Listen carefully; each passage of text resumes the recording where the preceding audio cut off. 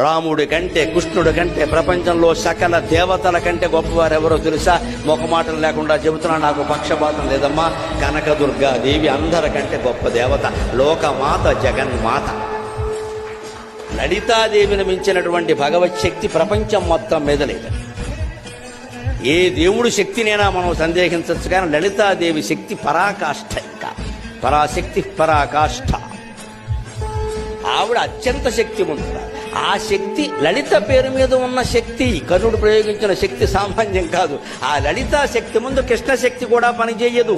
ఆయన భయపడ్డాడు. కృష్ణుడు అంటాడు, వాడైపోయి ఇది అమ్మవారి శక్తి, ఇది అమ్మవారి శక్తి. ఎందుకంటే శ్రీరాము లలితాదేవి, శ్రీకృష్ణ శ్యామలాశ్రుడు.